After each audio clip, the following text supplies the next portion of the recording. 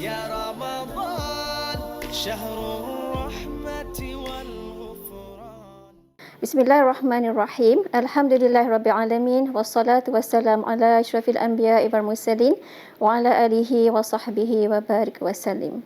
So inshallah for today, for Tazkirah Ramadan, I am going to emphasize the concept of indebtedness.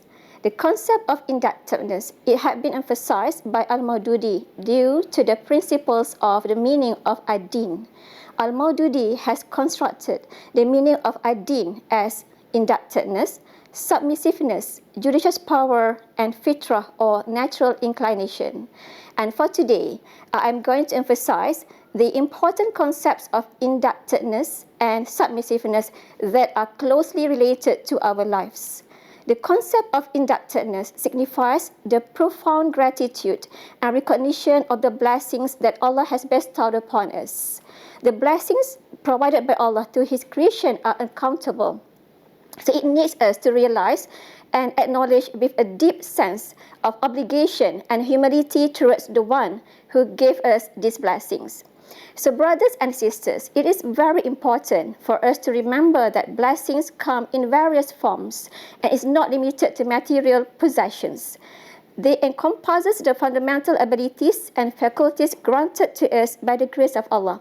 So it includes the blessing of eyes that Allah has given to us for us to see His beautiful creation on earth. And Allah has given us with the blessing of ear for us to hear things, to hear the nature, and also to walk, to talk, and to use our fingers to even to hold the pens and to writing. So these blessings bestowed upon us by the mercy of Allah and not to be taken for granted. Instead, we must recognize them as an opportunity that to fulfill our purpose of life, as Allah has stated in chapter number 51, verse number 56. Bismillahirrahmanirrahim. وَمَا خَلَقْتُ الْجِنَّ وَالْإِنسَ إِلَّا لِيَعْبُدُونَ. I do not create jinn and man except they have to worship me.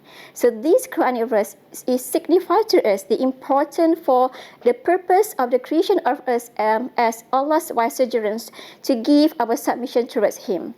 And the journey of our life in this world, we will be called to account for how we have utilized these blessings and whether we have used them in the ways that align with Allah's rules and regulations and His wills.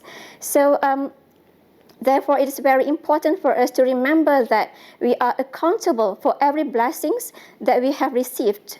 And it is our responsibility to use them wisely and for the greater good. Allah says in Surah Yasin, chapter number 36, verse number 65, Bismillahirrahmanirrahim. Al-yawma nakhtimu ala afwahihim wa tukallimuna aydihim wa tashhadu arjuluhum bima kanu yaksibun. With the meaning, today we shall put a seal on their mouths, and their hands will speak to us, and their feet shall bear witness to what had been doing. And in Surah An-Nur, verse number 24, then when all will have reached there, their ears and their eyes and their skins will bear witness against them concerning what they had been doing in the world. So these Quranic verses signify the commandments of Allah to our body to accept testimony for every single action and for misdeeds and misconduct that we have done in this world. So Al-Maududi has emphasized the concept of submissiveness as a process to show our obligation to Allah by following His commandments and regulations throughout our lives. So submission to Allah can be fulfilled in variety of forms. For example, performing salah, keep on reciting zikir, helping others, doing the good things, and fasting in the month of Ramadan as we are experiencing right now. So fasting is an institution for moral elevation that can be judged from the fact that Allah does not impose only upon eating, drinking, sexual intercourse from dawn to sunset, but He also encouraged His servants to refrain themselves from practicing misconduct and misbehavior, for example, backbiting, indulging, telling lies, and saying bad words in the social media. So Ramadan is all about patience, sabar, and sincere commitment that will be rewarded by Allah. And it is months of forgiving, as Prophet Muhammad used to keep on remind us by keep on saying the words, Allahumma innaka afuwun tuhibbul afwa fa'fu anni. Abu Hurairah reported that Allah's Messenger, may be peace upon him, as saying, when there comes the month of Ramadan, the gates of mercy are opened, and the gates of hell are locked, and the devils are chained.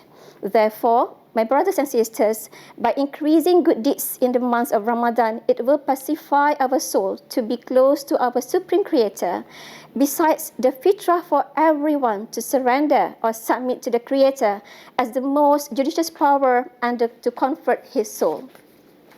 So with the blessings of Ramadan Kareem, let us take this opportunity to increase our submission to Allah, and may our deeds be acknowledged and blessed by Him. Wallahu a'lam bissawab. Assalamualaikum warahmatullahi ta'ala wabarakatuh.